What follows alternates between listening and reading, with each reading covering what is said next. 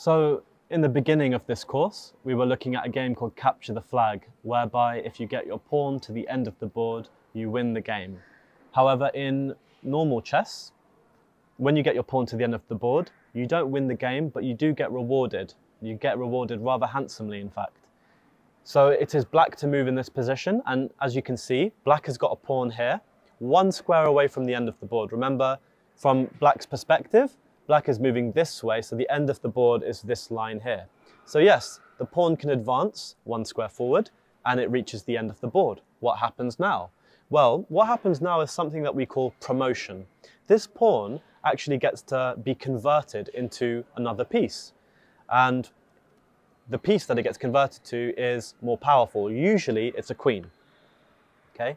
However, technically, you can choose which piece you want to convert it to. You can choose between a knight, a bishop, a rook, and a queen. So those are the four pieces that you can choose. You cannot convert this piece into a king, and you cannot make it remain a pawn.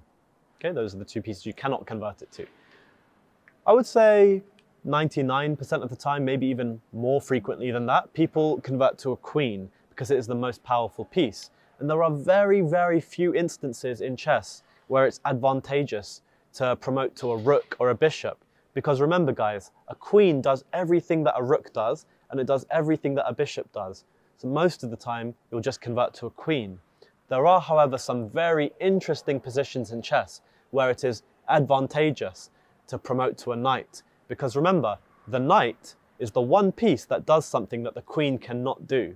The queen cannot move in L shapes. And there are some positions where you actually want to be able to move in an L shape, okay? But I want you guys to remember that getting your pawn to the end of the board means that you can promote, generally to a queen. It's a really good thing.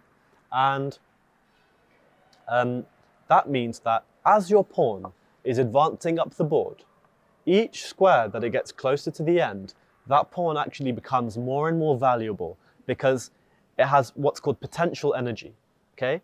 The closer it gets to the end, the more potential it has to become a more powerful piece. And so if you remember when I discussed each piece has a point value, and the point value of a pawn is only 1 point, which is very small, only 1 point. However, in this position, let's say if I get rid of this rook and I'll put a king here, okay? It's black's move. If black goes one square forward and turns this into a queen, okay, then that's actually, well, now black has got 9 points. So that 1 point pawn turned into a 9 point piece. And, you know, white is in a terrible position right now. White has got to do that and block with the bishop.